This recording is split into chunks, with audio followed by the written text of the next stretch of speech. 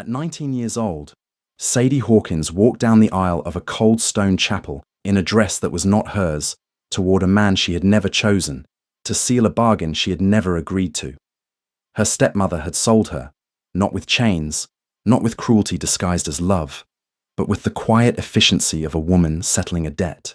And the man waiting at the altar, leaning on a silver-tipped cane, his dark eyes fixed on nothing in particular, was the Duke of Redfield, a man the whisper mills of society called broken, bitter, and best avoided.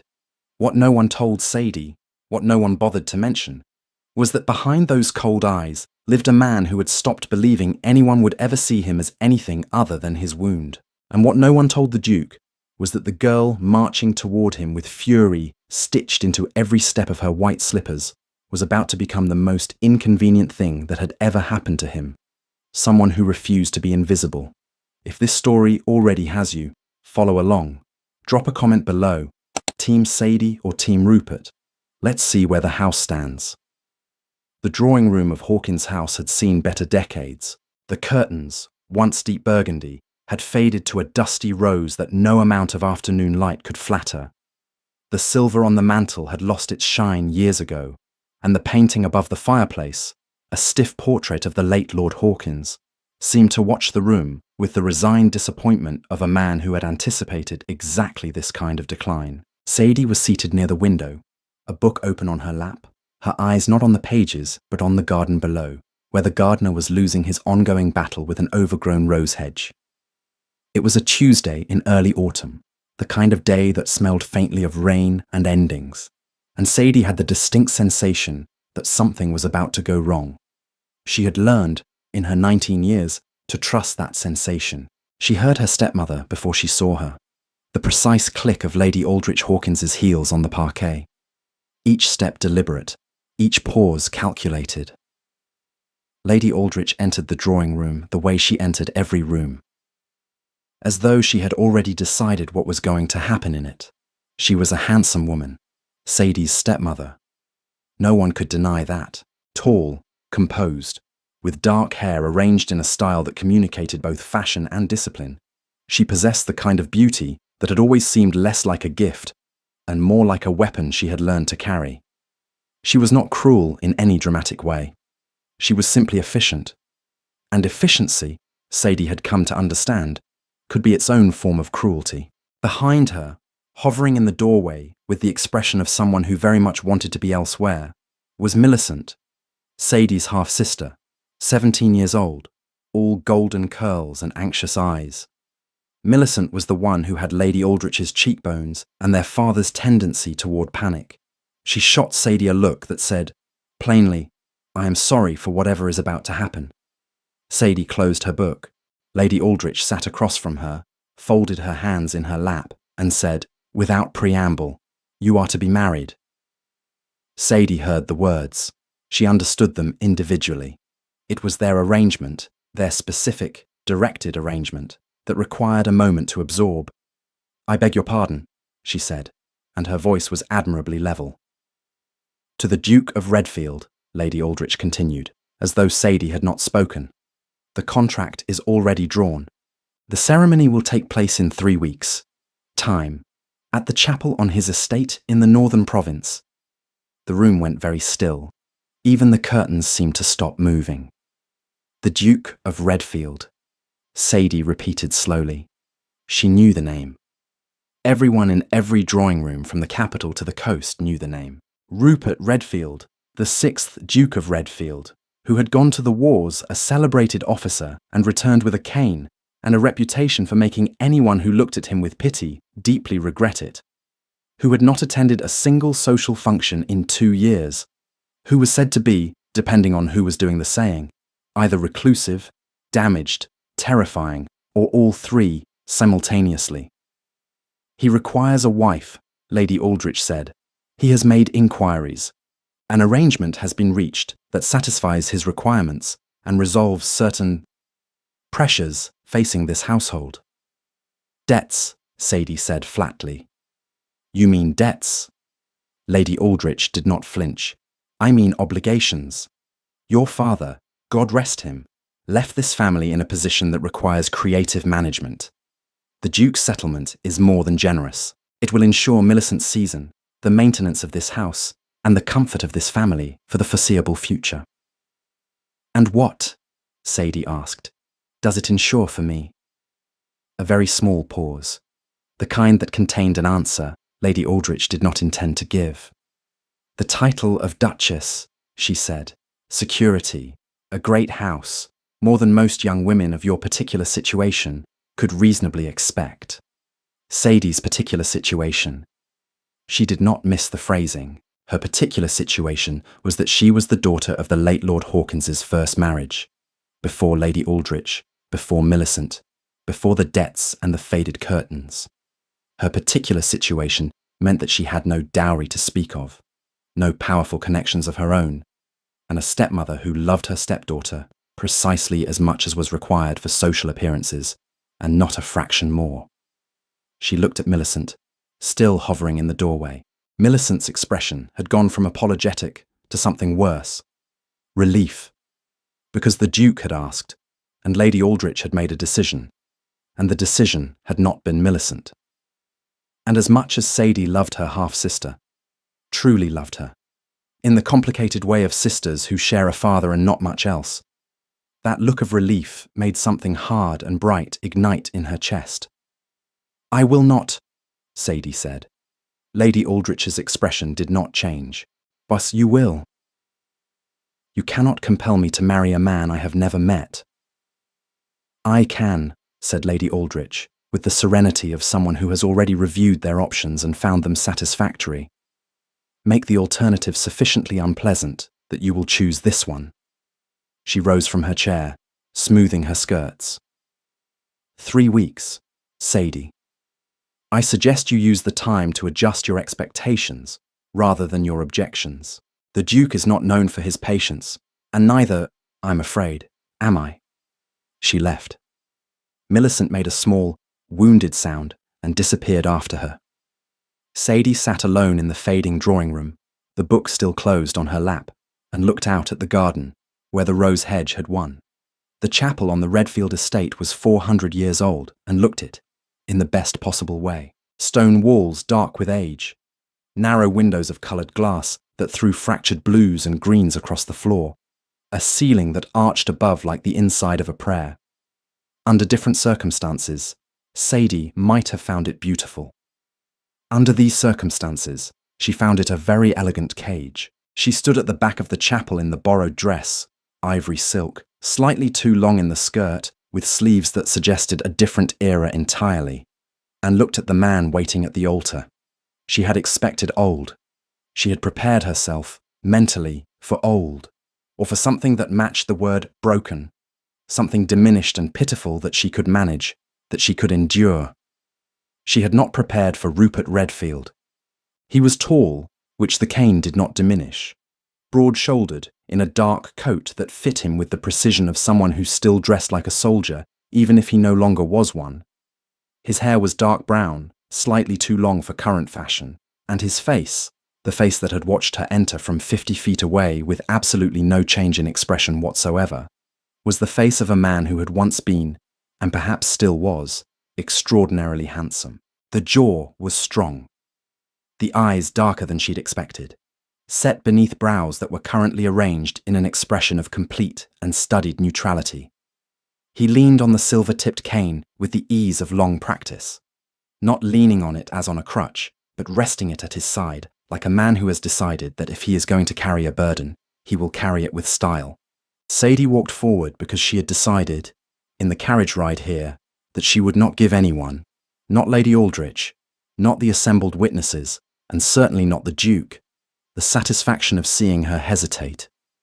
She would walk into this chapel. She would endure this ceremony, and she would then spend the considerable intelligence that God had given her figuring out what to do next. She reached the altar. She did not look at the officiant. She looked at the Duke. Up close, his eyes were not just dark. They were a deep, particular shade of brown, almost amber at the edges, and they were watching her with an expression that she could not immediately classify. Not cruelty, not triumph, not the look of a man who had purchased something and was pleased with his purchase. It was, she would think later, the look of a man who was not sure what to do with a surprise.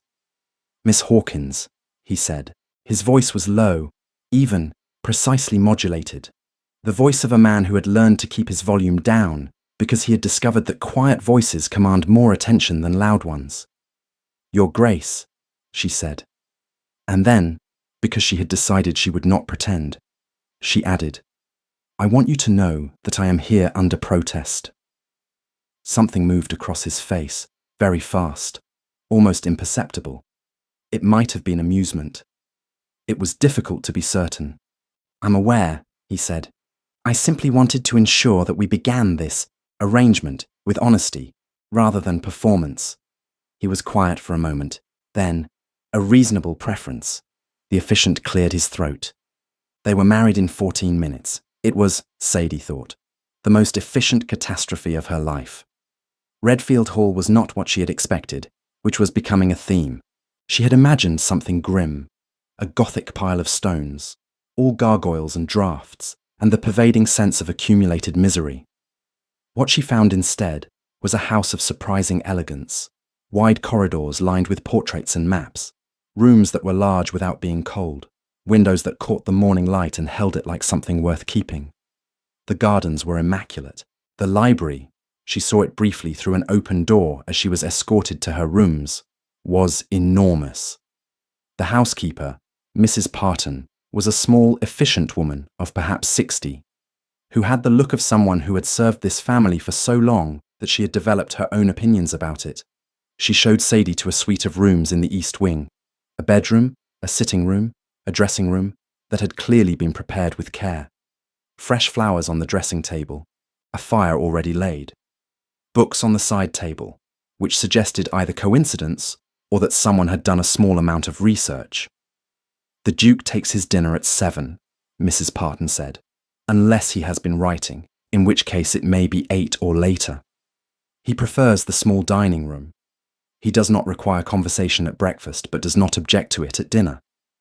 He walks the grounds every morning, weather permitting, beginning at 6. He does not wish to be disturbed in his study between 2 and 5 in the afternoon." Sadie listened to this recitation of a man's habits with the attention of someone being briefed before entering contested territory. "And does he have any preferences," she asked, "regarding his wife?" Mrs. Parton considered this with the care of a woman choosing her words from a range of available truths. "His Grace," she said, "has not previously had a wife. I expect he will find the adjustment requires some navigation on both sides." A pause. "He is not unkind, my lady. I would want you to know that." Sadie absorbed this. But he has been alone a long time," Mrs. Parton said, "and he has become comfortable with that." She said comfortable the way one says comfortable when one means something more complicated. "He will not make it easy for you to know him. That will not be a reflection of your worth. It will be a reflection of his habit." It was, Sadie thought, the most honest thing anyone had said to her in weeks. She thanked the housekeeper with the first genuine warmth she had felt all day. Dinner that first evening was in the small dining room, which sat 12 but was laid for 2 at one end of the long table. The Duke was already seated when she arrived. He stood when she entered, automatically, she thought, from ingrained manners rather than any particular attention, and waited until she was seated before resuming his own chair. The distance between them at the table was approximately 6 feet. It felt, in the silence, considerably larger. A footman poured wine. Soup appeared. Sadie looked at the Duke. The Duke looked at his soup. "Mrs. Parton informs me," Sadie said, because the silence was beginning to acquire a personality, and she did not like that personality, "that you have a library with approximately 4,000 volumes." The Duke looked up. "Closer to 6, he said. "The catalogue hasn't been updated since my father's time. I saw it briefly as I came through. The geography section appears substantial." A pause. Something shifted almost imperceptibly in his expression. "You notice the geography section.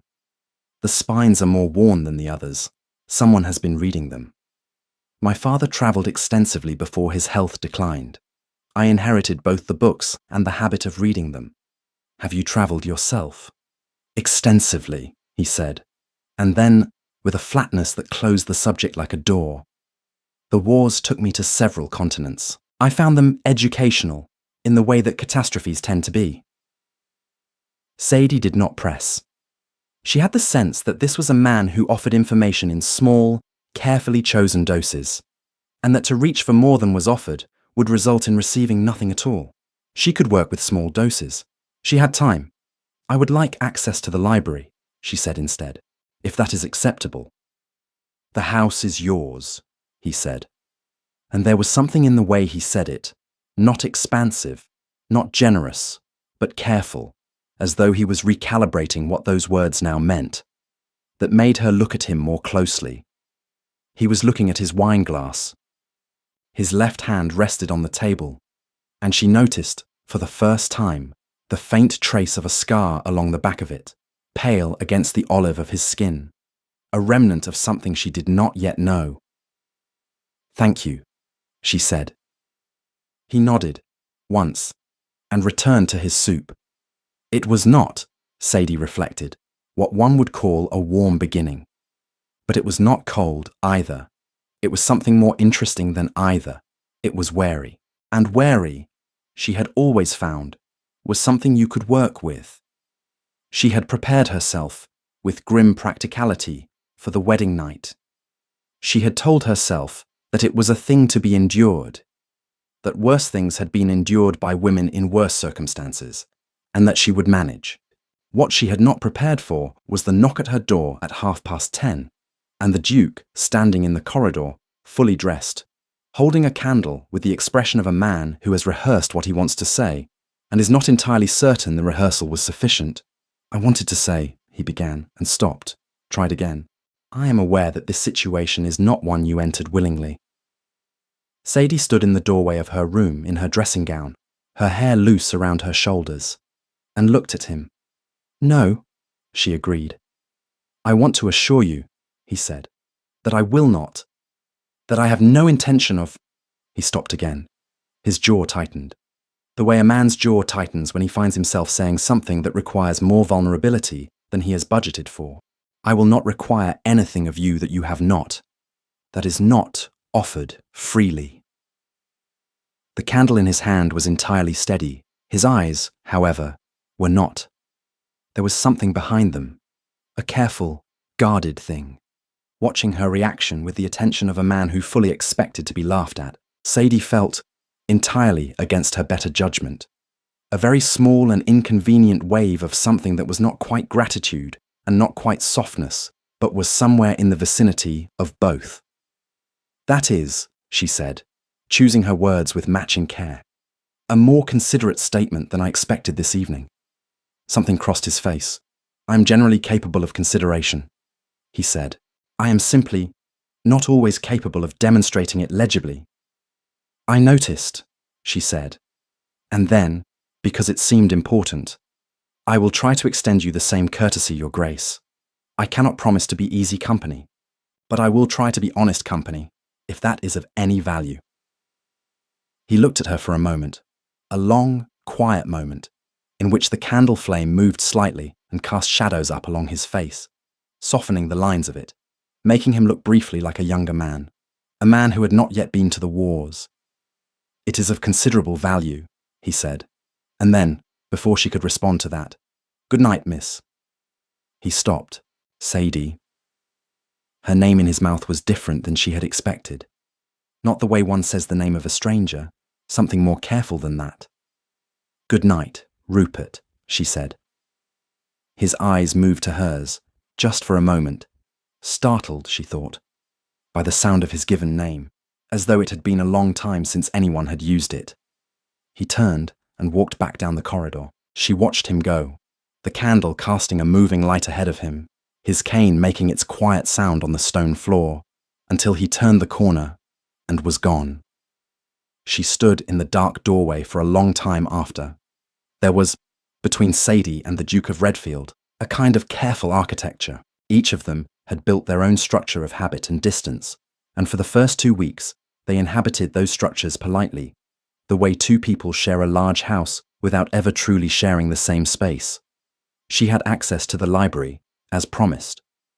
She took it up with the thoroughness of someone who has been underestimated for so long that access to knowledge feels like a form of revenge. She read everything: history, philosophy, the geography section that had been so well worn by his father's hands, and a shelf of military history that she began working through with the private intention of understanding something about the wars that had left him with a cane and a closed expression. He walked every morning. She watched him from the library window, not with the intention of watching him, but because the library window faced the east garden, and the east garden was where he walked. He was not slow. That was the first thing she noticed. Whatever had happened to his leg, he had not let it make him slow. The cane was a balance, not a crutch, and his stride was the stride of a man who is still, underneath everything, a soldier, purposeful, contained, covering ground. He walked as though the grounds were something he was still making peace with, as though the act of traversing this land, these gardens, was a conversation he had been having with himself for a long time. She found herself curious about him, which was inconvenient. She had not come here to be curious. She had come here in protest, under duress, and she had intended to remain in a state of righteous offense until some more agreeable arrangement could be negotiated. Curiosity was not part of the plan, and yet, she found a notebook in the library, a leather-bound thing, tucked behind a volume of Mediterranean coast surveys, and opened it to find pages of precise, detailed sketches, maps, mostly, but drawn with an attention to beauty that went well beyond the practical. A harbour somewhere in the south, a mountain pass, a city street rendered in such fine lines that the shadows between the buildings were implied rather than drawn, and you could somehow feel the weight of the afternoon sun. In the corner of each sketch, the initials R, R, F, and a date. He had drawn these. The Duke, the cold and reclusive Duke, had sat in foreign places during or after a war and made these extraordinary, delicate drawings. She replaced the notebook exactly where she had found it, behind the volume of surveys, and did not mention it at dinner. But she sat across from him that evening with the knowledge of those drawings between them, invisible and complicating, and looked at his hands where they rested on the table and thought, "Who are you, really?" The incident that began to shift things happened on a Wednesday, 3 weeks into their marriage, during a rainstorm. Sadie had gone to the stables. She had discovered a mare she liked enormously, a grey called Frost, and been caught by the sudden turn of weather on her walk back. She was making her way along the covered passage that ran between the stables and the house when she heard, through the thick stone wall, a sound she was not expecting. Someone was in the old tack room, and from the sounds of it, they were small, frightened, and trying very hard not to be heard. She opened the door to find one of the stable boys, perhaps 9 years old, with mud on his face and the particular expression of a child who has been crying and has decided to be extremely dignified about the evidence, crouched behind a saddle rack with a book held open in his lap. He scrambled to his feet when she entered, clutching the book to his chest. "My lady, I beg pardon, I wasn't." "Sit down," Sadie said, not unkindly. "What are you reading?" The boy looked at the book in his hands as though it might answer for him. Then, warily, "I found it in the rubbish from the old schoolroom, my lady. I know I shouldn't have." "Let me see it." He handed it over. It was a primer, an old one, the pages foxed and loose in the binding, but legible, an alphabet primer. "You're teaching yourself to read," Sadie said. The boy's chin came up. "I'm trying. I haven't got very far." "How far have you got?" A pause. Then, with the desperate honesty of someone who has decided they have nothing to lose, "Up to F."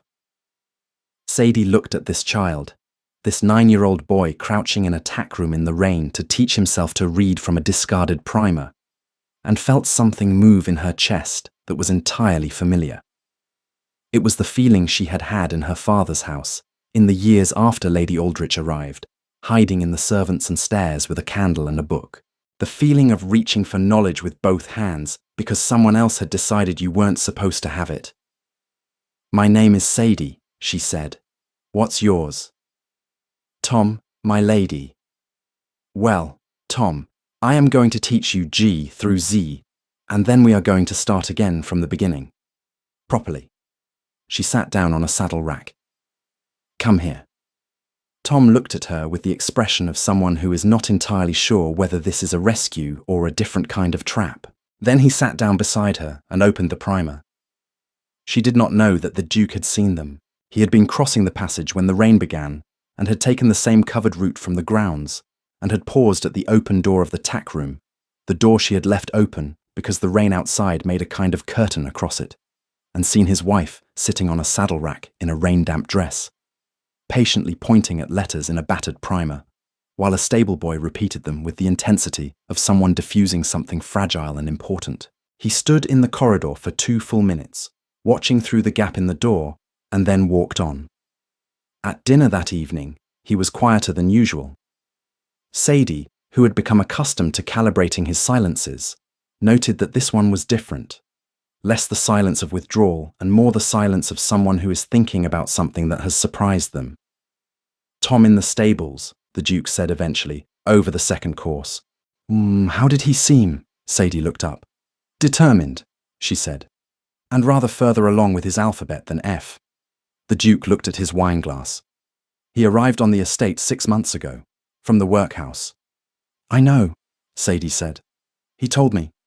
A pause. I had intended to arrange schooling, Rupert said, and the way he said it, slightly clipped, the words coming out at an angle, like someone admitting to something they feel they should have done sooner, told her more than the sentence itself. It was on a list. The estate management has a great many lists. Then perhaps, Sadie said, keeping her voice light, it can be moved toward the top. He was quiet for a moment. Then, yes. And then, I'll speak with Mrs. Parton tomorrow. She looked at him. He was still looking at his wine. The candlelight made the amber of his eyes more visible. And she thought, not for the first time. The notebook in the library, the harbour, the mountain pass, the shadows in the streets. You have a talent for it, she said. Seeing what needs to be done, I suspect you also have a talent for ensuring it happens. You simply, she paused, choosing the word carefully, delegate the needing to yourself and forget the happening. His eyes came up to hers. It was not quite a smile. She had not seen him smile yet, not truly, but something in his expression shifted, an opening of something that had been held shut. That, he said, is a more accurate assessment than I would like. I am generally accurate, she said.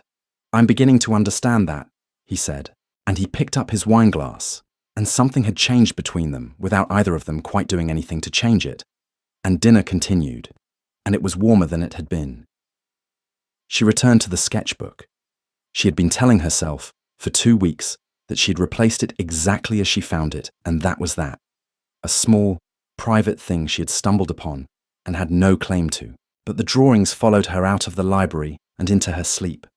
And one afternoon in late October, she went back, drew the book from behind the survey volume with the care of someone handling something fragile, and carried it to the window seat. She went through it slowly this time, every page. The harbour she had seen before, the mountain pass, the city street with its implied afternoon heat, a river crossing somewhere northern, the water rendered in pale cross-hatched lines, a field after a battle. She understood it was that without being told, by the absence of people in it and the quality of the stillness, the way the grass lay wrong. She looked at that one for a long time. At the back of the book, on the last 3 pages, the drawings changed.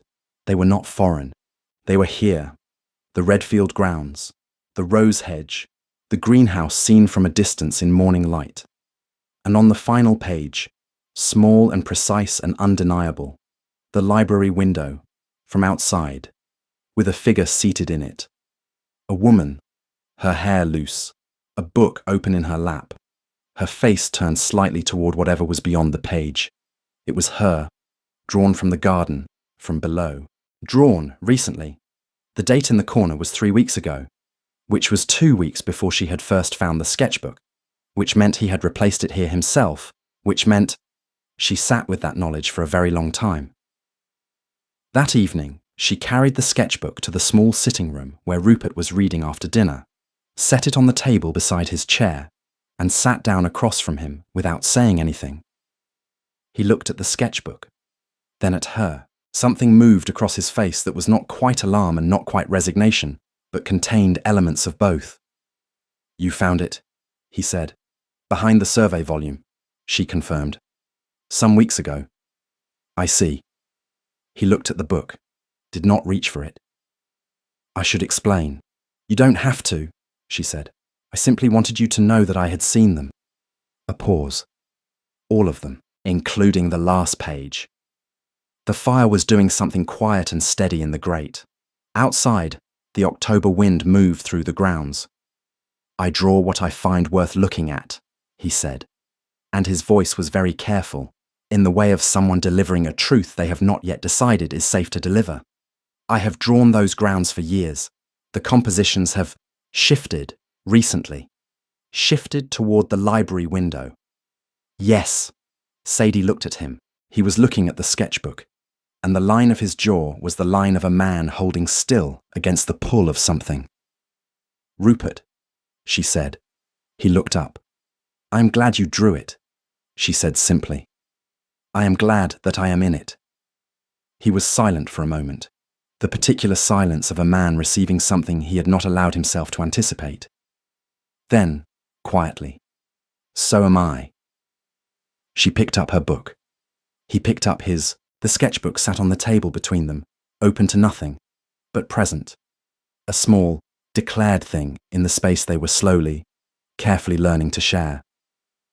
She found him, on a Thursday evening in October, in the old greenhouse. She had not been looking for him. She had been looking for Mrs. Parton to discuss the organisation of the East Wing linen closet, which had a system that no one currently living could fully explain. The greenhouse was off the covered path, its glass walls fogged with warmth and the smell of earth and growing things, and the door was slightly ajar, which was how she came to open it. He was at the far end, standing at a workbench among the terracotta pots and the trailing vines, and he was not aware of her yet. He had set his cane against the bench, and he was using both hands to do something with a small plant. Repotting it, she realised, pressing the earth carefully around the roots with those large, scarred hands. He was working with complete concentration, his head bent, his shoulders not quite as square as they were when he knew someone was watching, and his face, the face she had been reading for weeks now, learning its configurations and their meanings, was open in a way she had never seen it. Unguarded, almost young. His left leg, bearing full weight without the cane, trembled almost imperceptibly at intervals. A fine tremor, regular, like an instrument trying to hold a note it could no longer quite sustain. He had learned to keep still at those moments, she realized, had learned that the trick was not to shift weight, but to hold it, to refuse to give the leg the permission to fail. She understood, watching him, the daily arithmetic of it, the constant, silent calculation of where to stand, when to move, how to appear entirely untroubled by a body that was quietly, regularly betraying him. He had been doing this every day for how long? Since the war. 3 years, every room, every corridor, every dinner table, the same negotiation, invisible to everyone who was not watching closely enough. She had been watching closely enough. She made a small sound, not deliberately, but enough. He heard it. His hands went still on the pot. His body stiffened, not dramatically, but with the particular quality of a man who has been seen doing something he was not prepared to be seen doing. He did not turn around immediately. When he did, his expression had rearranged itself into its usual careful neutrality, but she had seen what was underneath, and they both knew it. "I was looking for Mrs. Parton," Sadie said, because giving him a reason for her presence seemed kind. "She will be in the kitchen at this hour," he said. His voice was even, controlled. Of course. She should have left. She knew she should have left. Instead, she said, "What are you repotting?" A pause. Then, as though deciding something, "Hellebore.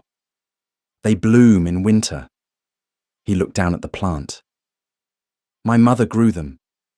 She said it was useful to have something that bloomed when everything else had given up." Sadie was very still. She did not say anything. She understood, by instinct, that this was one of those moments where the wrong word would close everything, and the right word was no word at all. He pressed the last of the earth around the roots, smoothed it with his thumb, and then straightened. His hand found the cane. The neutrality settled back over his face, but differently, not as armor this time, but as a surface, with the knowledge of what was underneath it present between them both. "I'll tell Mrs. Parton you were looking for her," he said. "Thank you," Sadie said. She left the greenhouse, walked back along the covered path in the soft October rain, and sat down in the library for a long time without opening a book. She was thinking about a man who grew winter flowers because his mother had taught him to, and who had spent 3 years learning how to make a damaged leg look undamaged, and who hid gentleness the way other people hid weaknesses. She was thinking that she was in a great deal of trouble. It was a night in November, late Marchian, when the fire had burned down to embers, and neither of them had moved to add wood because neither of them particularly wanted the evening to end, that he told her. He had not planned to. She had not asked, had made a private decision, some weeks earlier, not to ask, because she understood that some things could only be given freely and would close permanently if reached for. She had simply been present and patient in the way she was patient about many things. And eventually, the space she had made was enough. "It was a river crossing," he said, not looking at her, looking at the embers. "In the north, late in the campaign, when we thought the worst was done." He was quiet for a moment. "The intelligence was wrong. The far bank was held. We went in under fire." Sadie did not move, did not speak. She had learned the grammar of his silences well enough now to know that this one required no punctuation from her. "I got most of my men across," he said. "Not all of them. 3 didn't make it." Another pause, longer. There was a fall, in the river, rocks. I didn't feel it at the time. Didn't know how bad until we were on the other side, and I couldn't stand. He said this with the flatness of someone who has rehearsed the facts into smoothness to make them easier to carry. "By the time a surgeon reached me, the damage it had been too long. He did what he could." "And the 3 men," Sadie said quietly. "Yes." The word was short and entire. It contained everything: the names, the faces, the specific weight of a commander's guilt, which is different from ordinary guilt because it is institutional, is sewn into the rank, is the price of the authority you accepted when you accepted the uniform. "You blame yourself," she said, not a question. "I made the call," he said. "The intelligence was wrong, but the call was mine. I could have waited. I chose not to." He turned the wineglass in his hand slowly. "I have reviewed that decision approximately 10,000 times. I have not yet found the version where I choose differently and everyone lives, but I have not yet stopped looking." "That," Sadie said, "is not a guilt you will ever fully put down. I think you know that." "Yes." "But I think," she said carefully, "that there is a difference between carrying it and being buried by it. And I think you have been, for 3 years, closer to buried than carrying." He was very still. "The leg," she continued, "is something that happened to your body. The grief for those men is something that happened to your heart. You have been treating them as the same thing, as one single damage, one single reason to withdraw from the world. But they are not the same." She looked at him. "You did not fail those men by surviving. You failed no one by coming home with a cane." The silence after that was long and different in quality from the silences before it. When he finally spoke, his voice was not entirely steady. "Where," he said, "did you learn to see like that?" "I grew up," she said, "in a house where I had to understand what people were actually saying beneath what they were saying. It is a useful education. He set down the wineglass. He reached across the space between them and took her hand. Not dramatically, not with the urgency of the moment that was still to come, but with a quietness that was more intimate than urgency, a deliberate choice, a man deciding, slowly, to put something down. "I have not told anyone that before," he said. "Not all of it." "I know," she said. "I find," he said, "that it is slightly lighter, having said it." "It will be lighter still," she said, "each time after this." She turned her hand in his. "You don't have to carry it alone anymore. That is what I'm here for. Not as a transaction, as a choice." He looked at her in the firelight for a long moment. And then he said, very quietly, "Thank you, Sadie." "Always," she said. The autumn assembly in the local town was, by the standards of the provincial social calendar, an event of some significance. It was also, Sadie understood from Mrs. Parton's careful explanations, the first social engagement the Duke had agreed to attend in over 2 years. He had agreed to it, reluctantly, and with stipulations, because she had mentioned, in passing, during a dinner at which they had been talking more freely than usual, that she had not danced since her father's last birthday party.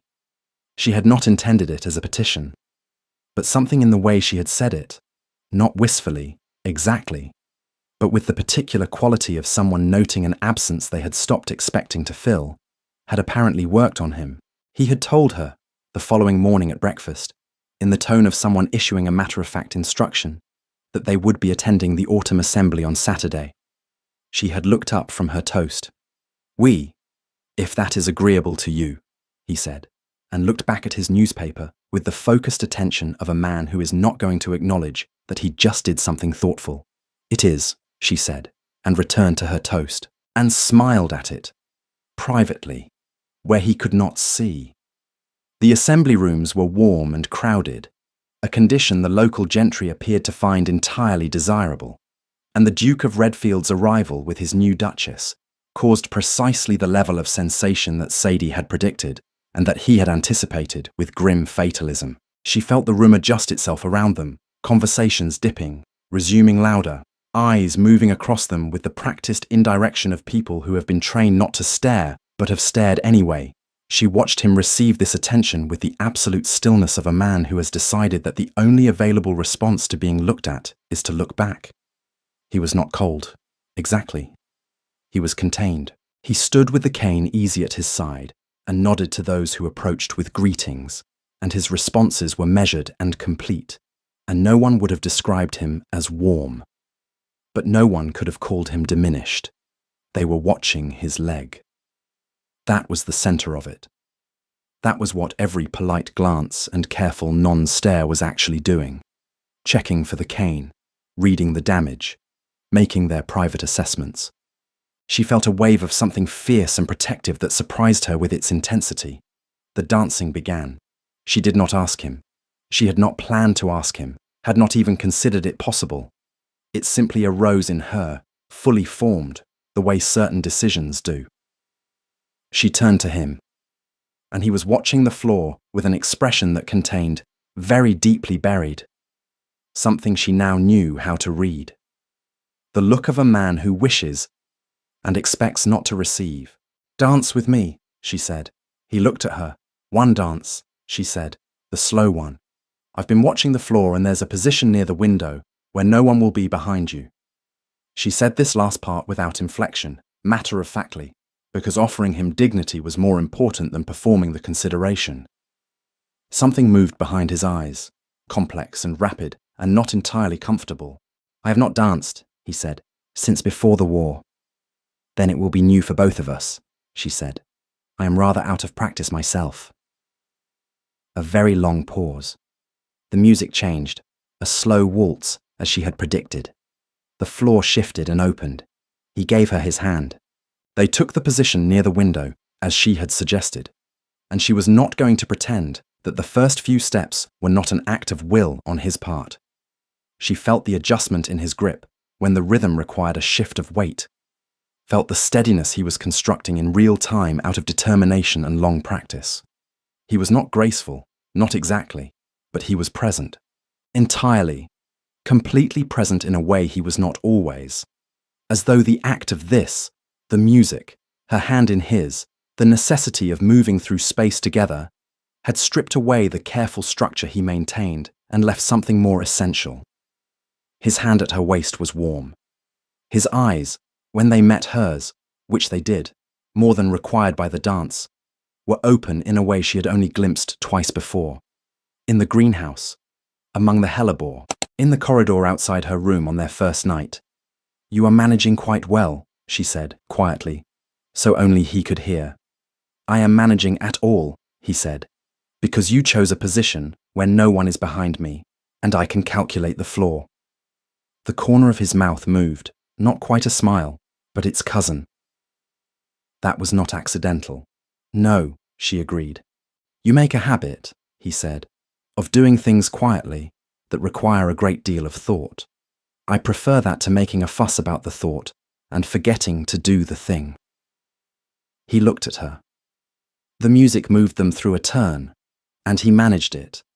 And there was something in his face at the completion of it. Not triumph, which would have been the wrong thing, but a settling. A man finding out that something he had been afraid of was survivable. "Sadie," he said, and it was different than before, not careful and controlled, but something less guarded, more direct. "I owe you an honest statement." "You owe me nothing," she said automatically. "I do," he said. "You did not choose this. I was aware of that before we married, and I proceeded anyway. Because I was persuaded that the arrangement was suitable, and I did not consider sufficiently what suitable meant for you."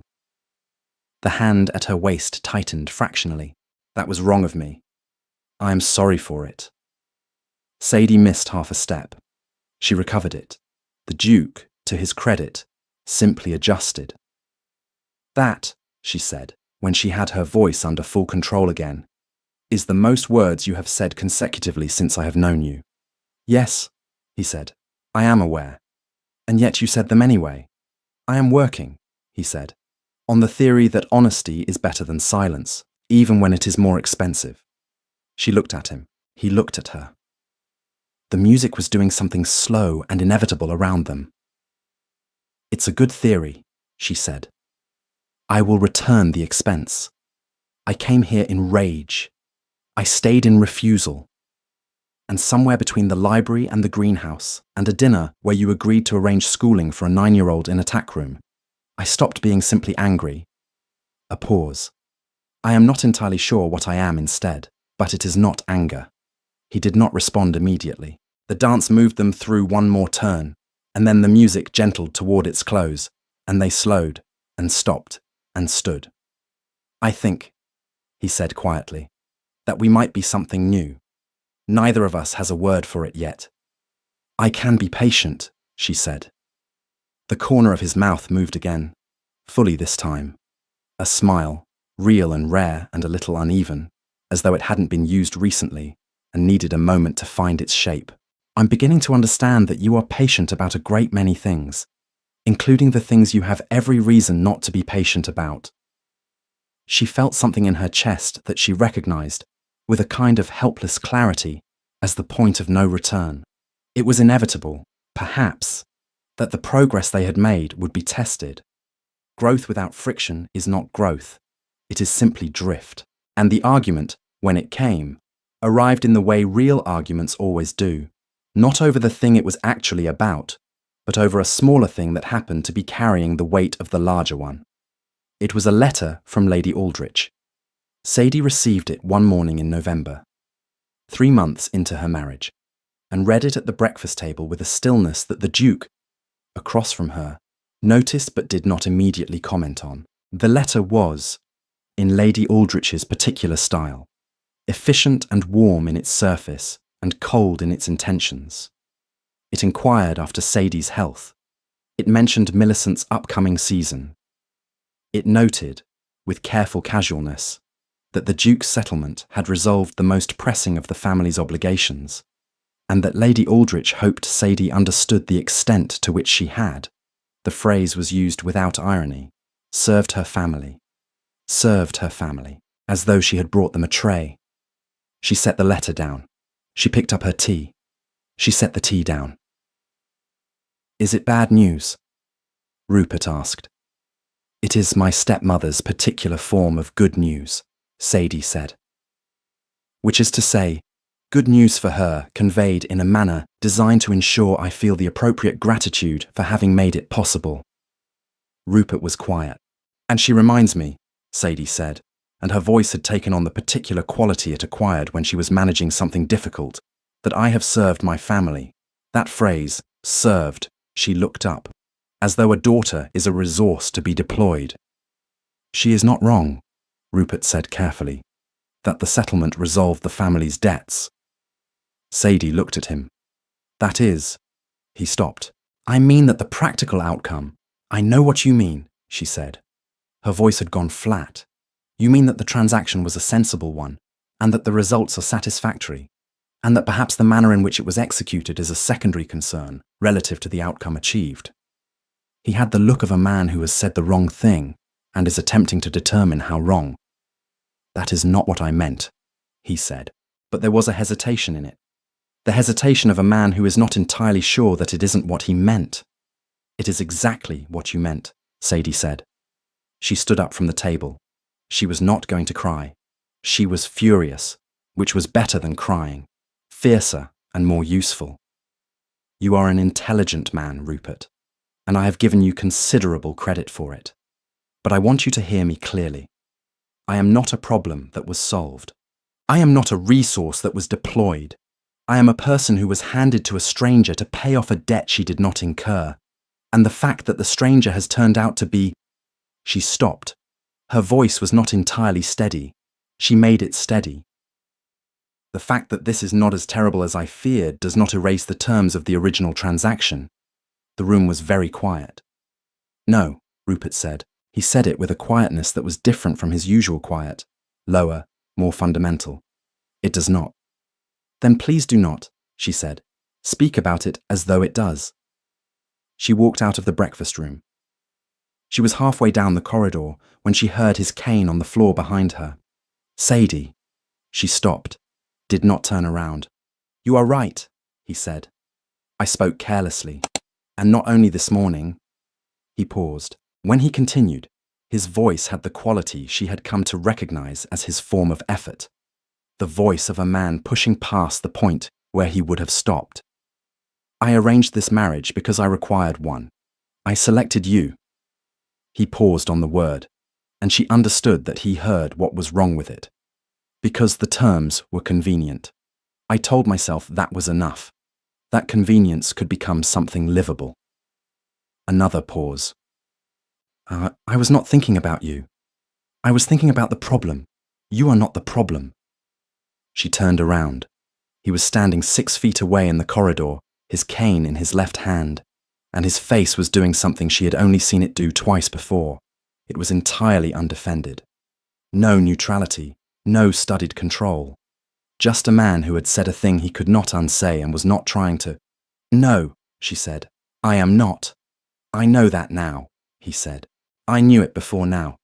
I am not practiced at—" He made a short, frustrated gesture, the gesture of a man fighting his own language. "I have spent 3 years ensuring that nothing could get inside my defenses. You have been dismantling those defenses for 4 months by being relentlessly yourself.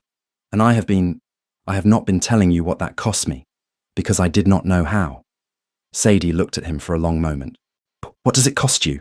she asked. "Everything," he said, simply. "It costs everything. And I find that I would pay it." He met her eyes. "That I am already paying it." She crossed the distance between them in 4 steps, and the thing that happened next was not entirely graceful. She was reaching for him, and he was already moving toward her, and the cane was between them briefly, before it was not, and the kiss that she intended to be an answer came out as something fiercer and more complicated than that. It was not a soft kiss. It was the kiss of 2 people who have been holding something at arm's length for months and have finally, completely, given up. He kissed her back with the same energy, one hand in her hair, her hands gripping the lapels of his coat. And somewhere in the middle of it, the anger transmuted into something else. Something that was its own form of heat, but gentler. A confirmation, a decision made by both of them, without deliberation, but with complete conviction.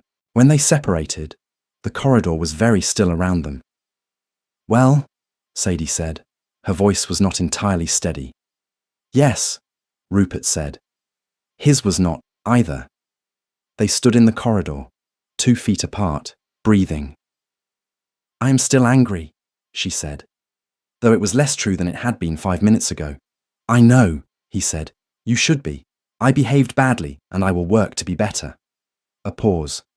"I am somewhat better than I was 4 months ago, I believe." "You are considerably better," she said. "Don't make me tell you that too often, or it will go to your head." The smile, the rare, uneven, genuinely his smile, appeared. "I wouldn't presume," he said. It happened the way certain inevitable things happen, not with announcement, not with the dramatic architecture of a scene designed for it, but quietly, in the middle of an ordinary evening, when both of them had simply stopped pretending that ordinary was what they wanted. She had been reading in the library. He had come in an hour after dinner, as he sometimes did now, and settled into the chair across from hers, with a book he did not open. She was aware of him not opening it. He was aware of her being aware. This particular awareness had become, over the weeks since the kiss in the corridor, a presence of its own in every room they shared. A third thing, patient and insistent, waiting. "You're not reading," she said, without looking up from her own page. "No," he agreed. "Neither am I," she said. She looked up. He was already looking at her, had been, she suspected, for some time, with an expression that was entirely open and entirely his, the expression she had been watching slowly emerge over months from behind the layers of war and withdrawal.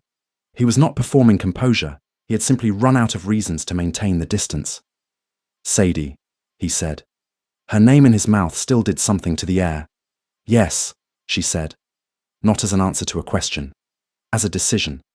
He understood. Of course he understood. He had always been, beneath the silence, exceptionally good at understanding her. He set his book aside. She set hers aside. He rose from his chair, and the cane was there. And it did not matter. She had long since stopped seeing it as anything other than part of him. The way the scar on his hand was part of him. The way the slight hesitation in his step was part of him. All of it woven into the person she had been falling toward without permission for months. She went to him, rather than waiting for him to come to her, which was, she would think afterward, entirely characteristic of both of them. What followed was not a performance of romance. It was better than that. It was 2 people who had been honest with each other about difficult things, discovering that honesty extended here as well, that the same quality of attention he brought to his drawings and she brought to her reading was available in this room, in this quiet, in the specific and unhurried business of learning the language of another person completely. He was gentle where she had not expected gentleness. She was not gentle where he had not expected otherwise. They were both, in the end, surprised by each other, which was, she had decided some time ago, the best possible outcome of any encounter with any person worth knowing. Afterward, in the dark, with the fire reduced to a warm glow and the grounds outside the windows held in deep autumn stillness, he said, "I want to say something." "Say it," she said. "I was afraid," he said, "not of this." She understood he did not mean this. "I was afraid of wanting something this much and losing it. I have lost things. I know what that costs." A pause. "I kept you at distance because I was already losing the battle and I knew it, and I thought, if I did not acknowledge it, perhaps it would remain manageable." Was it, she said, manageable? A quiet, rueful sound that was as close to a laugh as she had heard from him before the assembly. "No," he said, "not for a single day." She settled closer against him. His arm tightened around her, not urgently, but with the particular quality of someone holding something they intend to hold for a long time. "It's not manageable for me either," she said. I stopped trying to manage it somewhere around the greenhouse. The hellebore, he said. The hellebore, she confirmed. Outside, the autumn wind moved through the grounds. Inside, the fire breathed its last and went to embers, and neither of them moved to relight it, and the dark was entirely comfortable. It was Tom, of all people, who told her. Tom, who had advanced from F through the entire alphabet under Sadie's instruction, and was now reading with a ferocity that the Duke had accommodated by installing a small schoolroom in the East Wing and hiring a tutor. Tom, who had apparently formed an attachment to the Duke that expressed itself in the way of 9-year-old boys, through intense observation and the periodic delivery of unsolicited information. He found Sadie in the library on a cold afternoon in December and told her, with the directness of the young, that the Duke had told Mr. Carver, the tutor, that the idea for the schoolroom had been the Duchess's, and she was to get full credit for it if anyone asked. He said that, Sadie said. Tom nodded. He said he'd been meaning to do it for months and hadn't, and that was on him, and that you were the one who made it happen, so it was yours. Tom considered this. I thought you'd want to know because you always look like you're not sure what he's thinking. Sadie looked at this 9-year-old boy with genuine respect. That is a remarkably accurate observation, Tom. Tom shrugged, with the modesty of someone who knows they are good at something. I watch him a lot, he said. He's the kind of man that you have to watch for a while before he makes sense. How long, Sadie asked, before he made sense to you? Tom thought about it seriously. About 6 weeks, he said. He brought me an apple once and didn't say anything about it. Just left it on the fence post by my bunk. I knew after that. Sadie sat with this image, the Duke of Redfield, walking through the stable yard, leaving an apple on a fence post for a 9-year-old boy from the workhouse and saying nothing about it, and felt something in her chest arrange itself into a configuration she recognized. Love was, she had always suspected, less dramatic than it was described. It arrived not in thunder, but in accumulated small things. An apple on a fence post, a schoolroom in the East Wing, winter flowers in a greenhouse. A man choosing the honest words over the comfortable silence, even when it cost him. A dance near a window, carefully positioned, where no one would be standing behind him. She had been falling for some time. She had simply, finally, arrived. She told him on a Sunday evening in December, when the first frost had settled over the grounds, and the hellebore in the greenhouse were showing their first cautious blooms.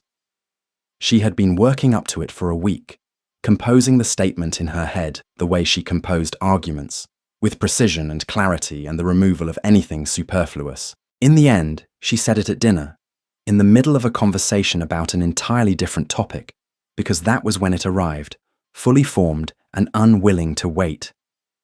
I love you, she said. I wanted you to know. It seemed important to say it plainly, rather than to perform it gradually and hope you eventually noticed. Rupert went completely still.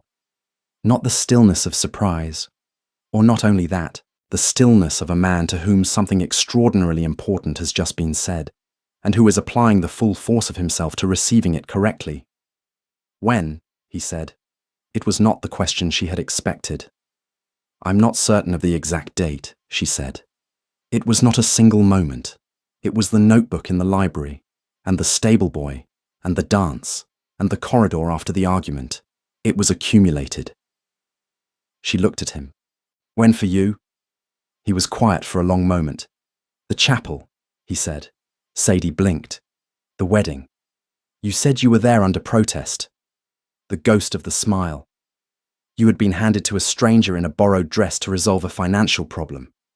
And your first act upon arriving was to look me in the eye and tell me the truth. I had not. He stopped, took a breath. I had not been told the truth by anyone in a very long time. Not about myself, not about anything that mattered. He looked at her. I did not know what to do with it. I spent 4 months not knowing what to do with it.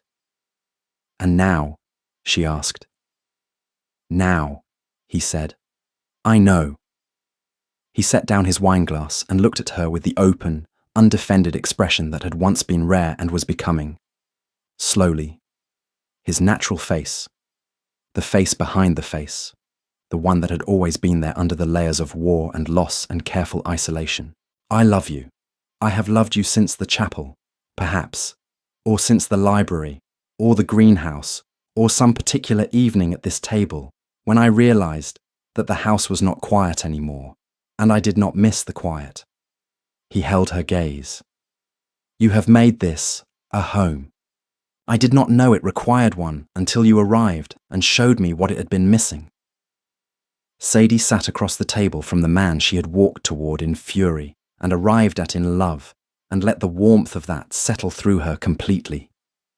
That, she said, was considerably more poetic than I expected from you. I have been composing it, he said with perfect seriousness, for approximately 6 weeks. She laughed, a real laugh, the kind that arrived without warning and couldn't be managed. And he watched her laugh with an expression that was unguarded and warm and entirely his. And then he laughed too, quietly, the sound of it new in the room, like the first note of something that had not yet been played here before, but intended to be played often. Later, much later, after the fire had burned low and the candles had shortened and the house had settled into its deep winter quiet, they sat together in the library. She was reading. He was drawing, a new sketch, small and precise, of the grounds seen from the east window. She knew it was the grounds because she could see the faint lines of the rose hedge, and in the corner of the page, a small figure at the window who might have been her. He did not show her. She did not ask to see it. Some things were communicated in the knowing and not the showing, and they were both learning the grammar of that. The frost outside made the windows glow faintly with the light of a 3/4 moon. Somewhere in the greenhouse, the hellebore were blooming in the dark. Sadie turned a page of her book and thought, I did not choose this. I was brought here in anger, in grief, in the cold certainty of sacrifice. I arrived ready to endure and found, instead, something worth building.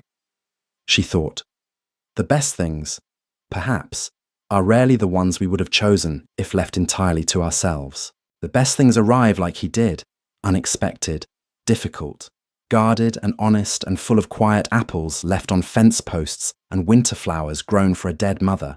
And they ask of you not that you surrender, but that you stay and look and learn to read the language of a person who has forgotten how to be known. She thought, I am going to know this man entirely. It will take years. I have years. Across the library, without looking up from his drawing, Rupert said quietly, You're smiling. I'm happy, she said, with complete simplicity. He was quiet for a moment. Then, yes, he said, in the tone of someone reporting a new and remarkable natural phenomenon. So am I. She turned another page. He made another line. The frost held the grounds in pale light, and the house that had been silent was silent no more, full instead with the soft sounds of two people who have found, against considerable odds and through no small amount of stubbornness on both sides, that they are exactly where they are supposed to be. The spring assembly in town was, by unanimous agreement, the most attended event of the season, a development that Mrs. Parton attributed to the mild weather, and that Cook attributed to the improved refreshments, and that Tom attributed, with the confidence of someone who has been watching closely, to the fact that people wanted to see the Duke dance. He danced twice, both times with his wife. The first dance was a waltz, and he managed it with the ease of someone who has been practicing quietly in an empty ballroom on Tuesday evenings for the better part of a year, a fact that Sadie had discovered 3 months prior when she came looking for a book she had left in the music room and found her husband, in shirt sleeves, working methodically through the steps of a waltz to no music at all, counting quietly under his breath. She had watched from the doorway for 5 full minutes before he sensed her. When he turned, she had expected embarrassment. She had received instead a look of absolute, unrepentant determination. I am going to be better at this, he had said, than I am currently. I know, she had said, and went to find her book, and smiled all the way back to the library. Between the first dance and the second, Millicent found Sadie near the punch table. Her golden curls were slightly damp from the dancing, and her face had the earnest, worried look that it wore when she was being entirely sincere. "I need to tell you something," she said. Her voice was different, not the anxious, appeasing voice she usually deployed. This voice was lower, more difficult. The voice of someone who has been sitting with a thing for a long time and has finally decided to put it on the table. Sadie turned to face her fully. "Why, when Mother told us," Millicent said, "when she told us it would be you, I was relieved." She said the word as though it tasted of something she was not proud of. "I was relieved, and I let myself be relieved, and I did not say anything, and I did not object, and I—" She stopped. Her chin was doing the thing it did when she was refusing to cry in company. "I've been thinking about that relief every day since your wedding." "I know," Sadie said, "and I saw it on your face that morning." Millicent flinched. "I was furious," Sadie continued. "Not only at your mother, at you too, for a long time." She paused. "It would be dishonest to pretend otherwise. You have every right to be." "I do," Sadie agreed. "And I also know that you were 17 and frightened, and that relief is not the same as intention. You did not put me in that carriage. You simply did not try to stop it." "That is not a small thing," Millicent said quietly. "No," Sadie said. "It is a cowardice, but it is a cowardice I understand, and I would rather you own it plainly, as you are doing now, than perform a guilt that tidies everything into forgiveness before the debt has been acknowledged." Millicent absorbed this. "So you don't forgive me?" "I am working on it," Sadie said. "It is not a single decision. It is a series of them." She looked at her sister. "You telling me this, tonight, directly, that counts. That is you being different from who you were that morning in the doorway. I notice the difference. Is there anything I can do?" "Yes," Sadie said. "Next time something is being decided over someone else's head, say something. You have a voice, Millicent. Your mother has spent years convincing you it is not useful. It is." Something settled in Millicent's expression, the look of someone who has been told a hard truth and has decided to be grateful for it rather than wounded by it. "Write to me," Sadie said. "Actually write, not through your mother. I want to know how your season goes." Millicent's chin wobbled slightly. "I will," she said. The following morning, Lady Aldrich came to call. Sadie received her in the formal sitting room, not the warm library, not the breakfast room where she and Rupert spent their mornings. The formal sitting room, with its high ceilings and its deliberate elegance. The room that said, "You are a guest here. This is my house." Lady Aldrich entered in her customary manner, composed, assessing. She noted the room choice, Sadie could see, and recalibrated accordingly. They observed the rituals of tea. Lady Aldrich spoke about the assembly, about Millicent's prospects, about the quality of the weather. She was steering, Sadie knew, toward gratitude, toward the moment when Sadie would acknowledge that things had worked out rather well, hadn't they, all things considered? And Lady Aldrich had perhaps seen something that Sadie at 19 had not been equipped to see. Sadie let her arrive at it, let her make the turn. "You seem so settled here, so at home. I confess I am glad that the arrangement proved suitable after all." And then she set down her teacup and said, with perfect pleasantness, "I would like to speak plainly, if I may." Something flickered in Lady Aldrich's eyes. "Of course. You sold me," Sadie said. "Not in the dramatic sense of the word, but in the functional one. You identified a debt, and you used me to pay it, without my consent and without consideration of the cost to me. I want us to be clear that I know that, and that I have not forgotten it, and that my present happiness is not a retroactive justification of that decision." Lady Aldrich was very still. "I am happy," Sadie continued in the same pleasant tone. "Genuinely, more than I would have expected. But that happiness belongs to Rupert and to me. It is a thing we built. It is not something you gave me." She paused. "I will not thank you for it." I will not perform gratitude for an outcome that was incidental to your intentions. Your intention was to resolve a financial difficulty. You did that. This, a small gesture at the room, at the house, at everything beyond it, is mine. The silence was, for the first time in Sadie's memory, entirely on her terms. Lady Aldrich looked at her with the expression of someone encountering a landscape that has shifted without warning. Still recognizable, but no longer navigable by the old maps. I see, she said. I am willing, Sadie said, to maintain a civil relationship, for Millicent's sake, and because my father loved you. But the terms have changed. She met Lady Aldrich's eyes. I am the Duchess of Redfield. If you wish to visit this house, you will come as a guest and behave accordingly. Lady Aldrich looked at her for a long moment.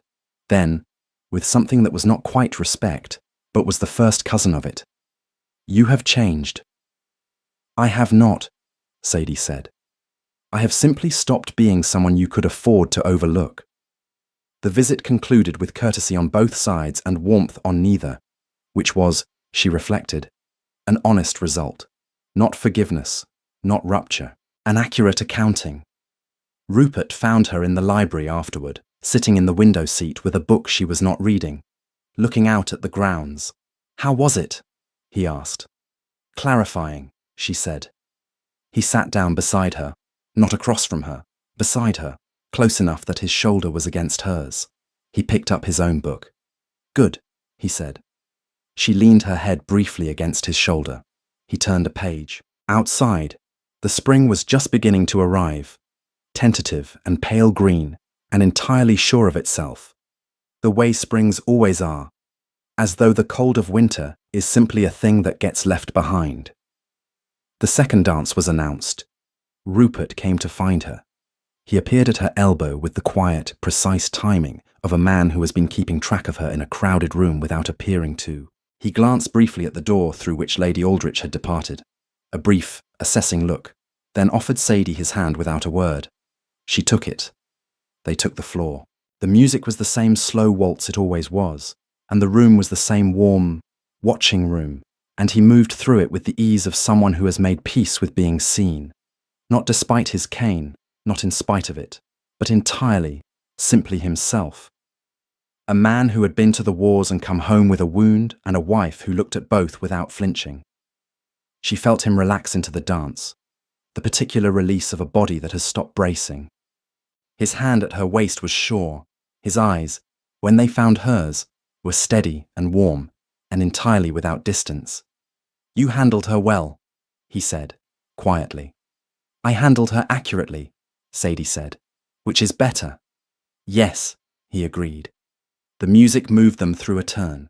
Outside the tall windows, the spring evening was soft and pale, the sky holding the last of the light the way it does in that particular season, as if reluctant to let it go. I have been thinking, Rupert said, in the tone he used when he had been thinking about something for considerably longer than he was about to admit, that we should travel this summer. I have a list of places my father surveyed that I have never seen in person. Sadie looked at him. With the sketchbook. With the sketchbook. The corner of his mouth moved. And with you, if you are willing. I find my compositions have improved considerably with a better subject. She felt, in the chest, the thing she had stopped trying to name because it was larger than any single word. A warmth that was also a certainty. A happiness that was also a choice. Daily and deliberate. The kind that does not arrive once and stay without tending. I am willing, she said. They danced. If Sadie and Rupert's story moved you, share this with someone who needs a love story today. Comment below. What was your favourite moment? And follow for more.